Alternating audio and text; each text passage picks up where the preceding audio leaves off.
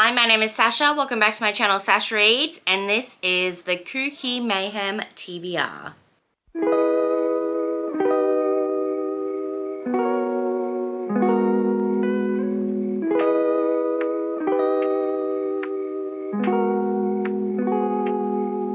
Now, you might be asking, what is KuKi MAYhem? So KuKi MAYhem is a readathon that goes all throughout the May, and it's been created by Nicole and Koda. I will link them both down below. I'll link all of the amazing co-hosts that will be doing a sprint train. Yes, we're doing another sprint train. I'm really excited. So if you were around in November, for NetGalley November, we tried to have sprints going 24 hours, 7 days a week for the whole month. And we are attempting once again to do that. So make sure you're following all of the co-hosts down below so you'll get notified for when they'll be sprinting. KuKi stands for Kindle Unlimited and Kindle. So this is a readathon that is focusing on your Kindle books and your KU books. There are two modes. You've got the easy mode, which is read 10 books, or the hard mode, which is read 20 books. And you can choose just KU books, or you can choose just Kindle books, or you could do like a hybrid of both. My TBR is going to be of both. Pretty much I'm going to try and I'm going to aim for 20, but honestly I'm just going to try for as much as I can because there's a lot of babe authors on KU, so I'm going to be reading a lot of them so I can actually talk to these authors at this event. Now, there is a lot of like FAQs, so go join the Discord. So there's a channel and a Discord for the FAQs, and if you still have more questions, you can definitely ask more in there. So yeah, join the Discord, subscribe to the co-hosts, and I think there is a sign-up form as well. So yeah, that is it for the T's and C's. Let's get into my TBR. So first of all, we've got The Warrior Midwife by E.P. Barley. Now this is an enemies to lovers fae fantasy, so I'm all about that life. It says here, Princess Midwife Warrior. What are you supposed to do when your father reveals that he made a binding agreement to marry you off to the dark fae prince across the mountains? He'd done it to save our kingdom, that was fair. But what was not fair was that I have to leave everything I ever knew to marry a monster. Under the cover of night, I escaped the palace to use my secret magic and be a midwife to the city's women, and now I just have to leave them all behind? The Fae Prince is an arrogant jerk and a dirty fighter. The commander of their elite forces is a terrifying enigma. And when they arrive to take me away, what happens next is nothing I could ever dreamed of. I end up at the Fae Warrior Academy for their males, disguised as male, and have to share a dorm room with my Fae fiancé. There are big powers at play here, and I'm the only person with the power to make a difference. Could things get any worse? The answer is yes. So it says, She's the Man meets SJM in this slow burn, spicy romantic fantasy. So I am very excited for that. I love a good She's the Man trope. Next is A Court of Tangled Threads by Amanda Pillar. Now this book was actually recommended to me by Kat over at Stars and Embers because she knows the author's work, I believe. So this, I believe, is a portal fantasy. Her death magic prevents anyone from getting close to her until she meets him. Violet has only 3 goals: cure her sister's illness, find a job that doesn't involve getting into fights with pixies, and hide her soul-stealing abilities at all costs. Sounds easy, right? Wrong. When she accidentally reveals her power, she's kidnapped and trapped in the realm that separates the worlds of human and fae, and that is a very dangerous place to be. He's a dark fae prince whose magic prevents him from being able to touch, until he meets her. Blake wants nothing to do with his royal family, but refusing the Queen's command is never an option. When he's forced to take on a quest, he sets off a chain of events that lead him to a castle filled with the dead. What he didn't expect was to find a woman with magic as dark as his. So fae, enemies to lovers, fated mates, death magic. Okay, why did I think portal fantasy? I don't know, but I am very excited to read this one. Next is The Scent of Us Part 2 by Eliana Lee. I devoured the first book in April and I had so much fun, so I'm very excited to get to the second book. The first book was about Juno. She is an Omega that was sold away by her family and to some really bad alphas, and she ends up getting away and recovering, and then she meets her scent match, and it goes on from there. And this is the second book, so I think we're going to be kind of meeting more people and possibly tying up loose ends that happened in the first book. I'm very excited. I think I might like Omegaverse, but I had a really fun time with the first book, so I'm definitely going to be reading this one. This next book was actually a recommendation from Grace. She used to be G Swizzle Books. She's now author Gianna Jones, and this is on my 12 Recs by 12 Friends, but this is Run Riot by Colette Rhodes. It's called the State of Grace series because I think the main character is named Grace. It says here, by the time an Agathos woman reaches 25, she's supposed to be one thing and one thing only: bonded. I'm 0 for 4 soul bonds, a disgrace to my family and the black sheep of my community. It had me feeling reckless, impulsive, daring.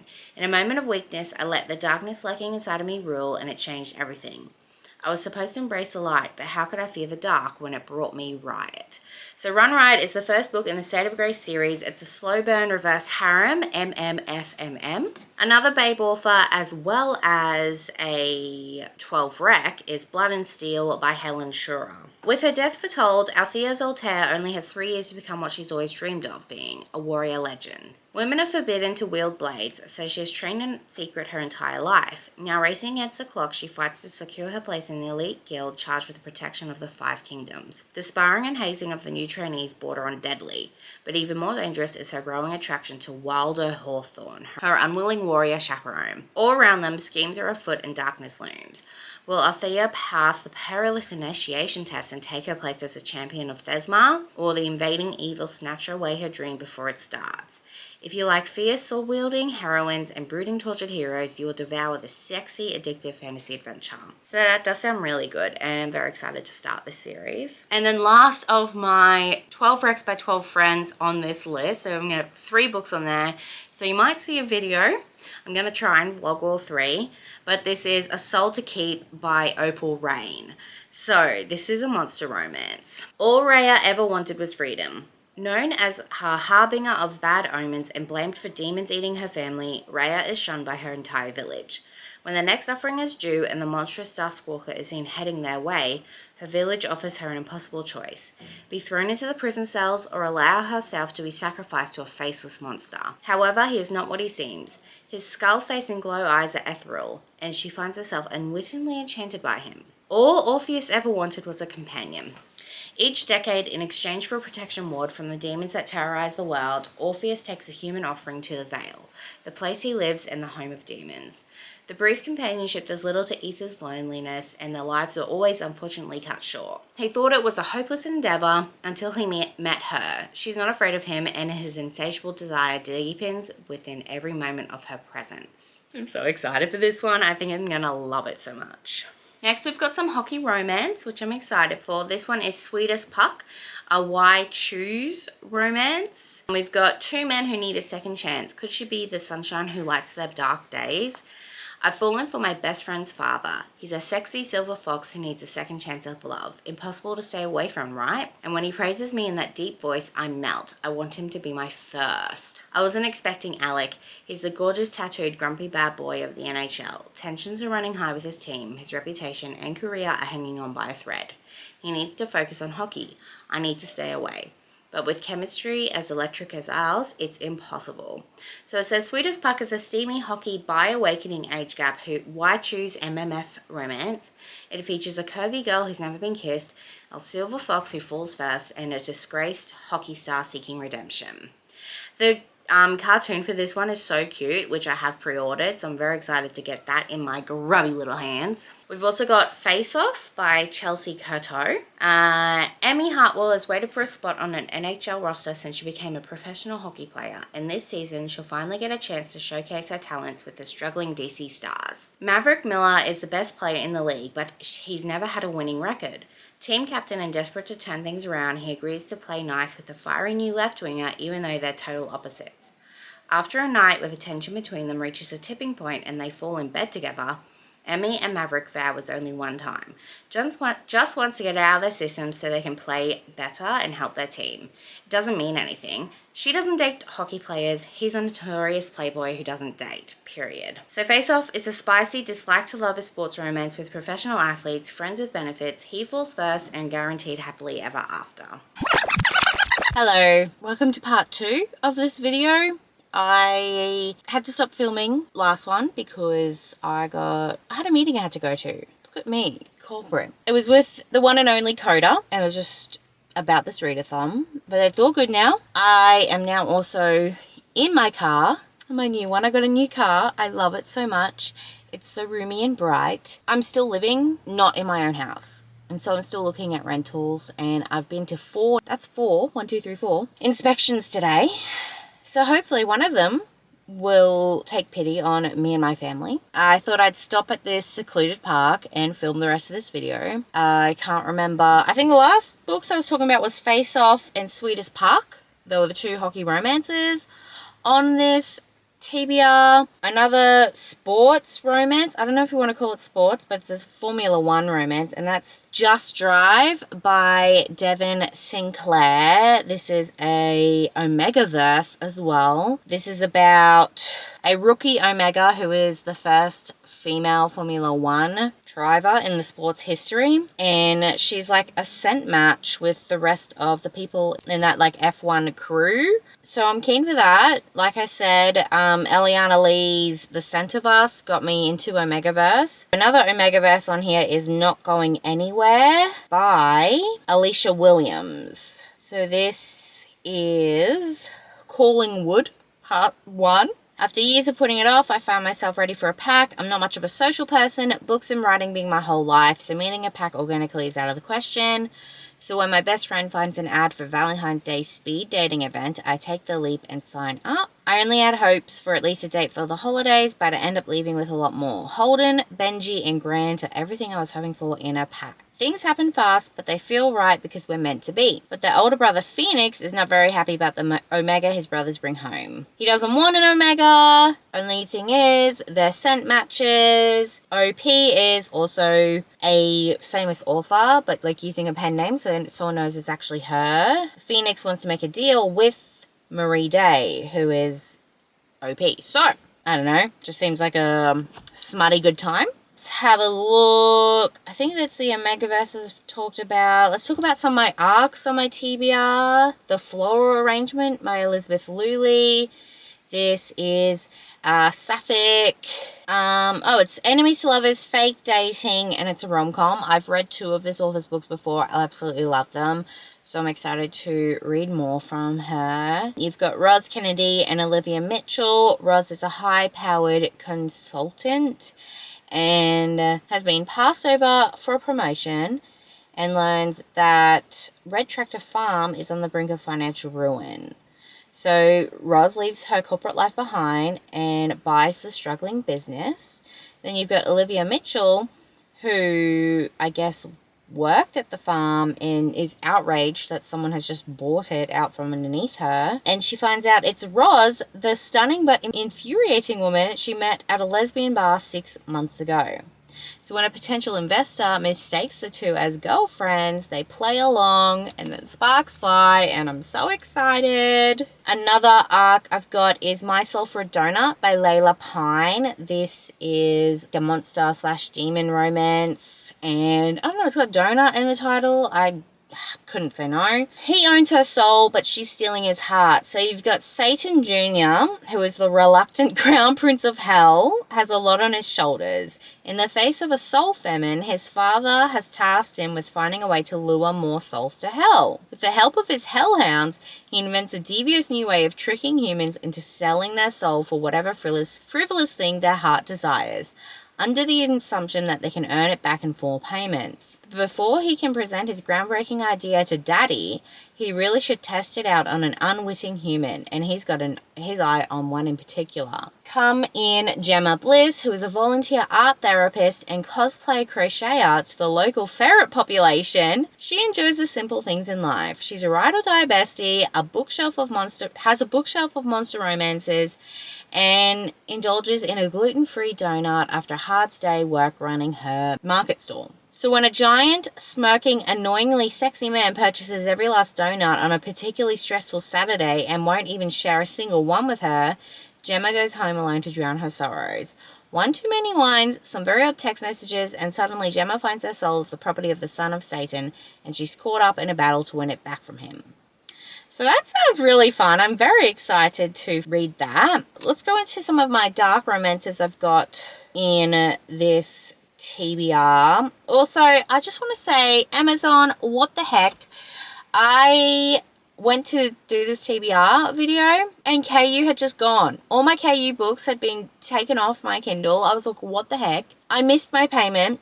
I didn't get any, I don't remember getting any notice. And so they just cancelled my membership. What the heck? So books that I had not given back because I wanted to read it, but I knew had been taken off Kindle Unlimited, has now gone. I'm very upset about that.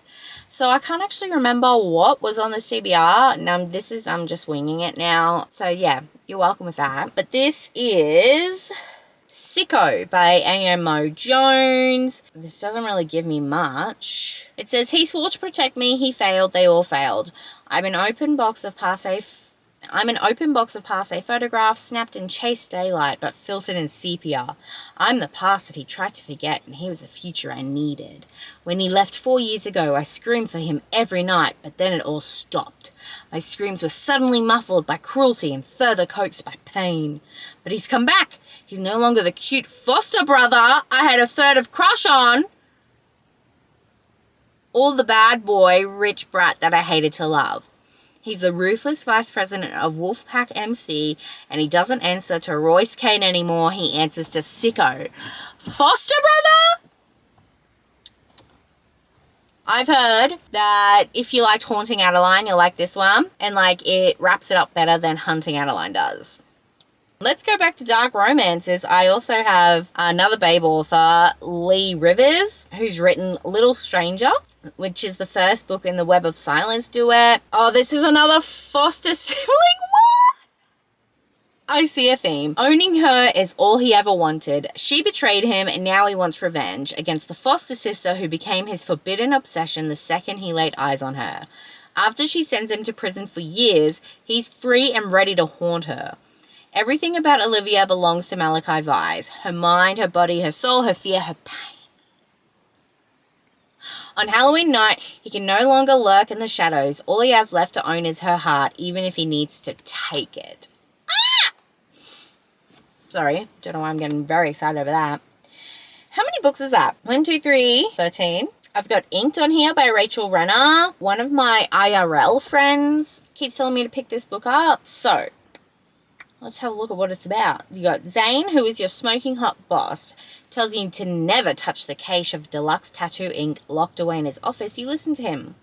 Until the day you run out of your own ink, your squirming client is on the verge of peeing his pants and your boss is nowhere to be found. Oh shit! The fresh cobra tattoo on her client's butt sprang to life after she used her boss's ink. So it's magic. Okay, can we normalize synopses actually telling us about a book and not just whatever the hell this is? Looks like there's Faye, but Nikita really enjoyed it, so I'm excited to pick it up. I've got A Dead and Stormy Night by Stephanie Holmes. This has now been picked up by a publisher here in Australia, which is really exciting. This is a cozy mystery, I believe. She's been fired. She has to return home and take a job at Nevermore Bookshop. But it's no ordinary bookshop. There's a mysterious curse on Nevermore, and it brings infamous fictional villains from classic literature to life in the real world. So it looks like Heathcliff pops out. So does Moriarty. And so does a raven shifter called Quoth from Edgar Allan Poe's poem. And if that isn't crazy enough, my ex-best friend shows up dead with a knife in her back, and I'm the chief suspect. And those 3 fictional villains they like to share. Wait, is this White Chase? Magical Bookshop, Disabled Rep from a Blind Author, Grumpy Sunshine, They Fall First, Raven Shifter, Mysteries to Solve, Morally Grey Book Boyfriends, and Kooky Spooky Humor. I didn't know this was why I choose. It's exciting. This is one I saw. The author did a reel, immediately downloaded it, and it's Hear My Heart by Tay Monet. Pretty much the reel was she is deaf and her fiance is not going to put any effort into learning to sign, but the fiance's brother has, and they've You see what I'm getting? So growing up deaf in a family that ignored her caused Nikira to embrace the silence. When she meets Rome, she believes she's found the one, and after years of being together, the two decide it's time to finally tie the knot when tragedy hits. Then he comes into the picture, and her whole world is suddenly flipped upside down. No matter how forbidden he might be, she can't seem to ignore the feelings forming for him. Everything she thought she knew is suddenly being tested and leaves her conflicted. Nikira is now torn between staying committed or facing new possibilities. So, I love this cover too. How freaking cute is it? Ugh, too good. I don't think I've talked about this one yet, but this is by Jamin Eve. She's one of the founders of Babe, A Curse of Fate. I think it's one of her newer books. It's a shifter romantasy. Why choose romance with dominant and possessive male main characters? Please note, Shifter City is not Omegaverse, it's a shifter romance. Okay, thanks for that. What else have I got on here? Oh, Katie Roberts' The Gargoyle's Captive. I'm slowly making my way through these books. I'm loving them. But this is one of the Deal with the Demon books. You've got Grace. Another book with a main character named Grace. There is a car driving. Hello, mister. So Grace has been auctioned off to a gargoyle whose name is Bram. I think this one has a lot of like religious trauma in it. Why are those cars just... Anyway. She doesn't care that she's auctioned off to a gargoyle. She doesn't plan to stay with him longer than strictly necessary. Unfortunately, she didn't read the small print of her contract. Every time she tries to escape, Bram catches her and brings her back to his bed, where things get heated very quickly in unexpected ways. Grace doesn't mean to give in to stop fighting, but the moment she does, she starts to forget what brought her to this place and what her goals are. After a life starved of pleasure, she's all willing to let Bram seduce her again and again. So this is on my 25 sequels to read in 2025, I think. Oh, I do want to read... Did I talk about The Warrior Midwife by E.P. Barley? I think I did. I also want to read... Where are you? I can't find it. Crocodile Tears by Ali K. Mulford. This is the 4th book in their Prickle Island Zoo series. This is about Dove and Devin, I think. I know all of their main characters, like, and their romantic interests, like, start with same name, like same letter, like alliteration. I love it so much. But I have heard that this series has been blowing up ever since Robert Irwin did his Bonds ad. And look, if you're 21, that's fine. But me being almost 30, I was like, what the hell is baby bro doing? Like, put your clothes back on, please. And no one's talking about TK Miser doing this exact same ad. And she's fucking... Oh, she was banging. Oh my gosh, okay? Go to Bond's Instagram. Don't worry about Robert Owen. Go look up TK Madza, okay? Anyway, so Crocodile Tears is enemies to lovers. I believe they used to be besties in their childhood, but then things happened. He's also now like a movie star, and he's doing a movie at the zoo, and she's like point of contact. Deacon is his name, not Devon. So Deacon and Dove, I'm excited. This series is just like rolling the floor laughing. It's very queer friendly. It's also just a good time. Okay. So I don't know how many books is that, but that's my KuKi MAYhem TBR. Thank you so much for watching how crazy that is. I saw Vish have sushi yesterday, so now I'm gonna go get sushi for lunch now. I all hope you have a wonderful, wonderful rest of your day. If you got to the end of this video, pop the tornado emoji in the comments below for the chaos that is this video. And I really do appreciate each and every single one of you that do watch my videos, even though they are far and few between lately and chaotic as all heck. But yeah, expect at least weekly sprints from me in May for this readathon. And yeah, love ya, leave ya. Have a wonderful, wonderful rest of your day. I'll see you next time. Bye.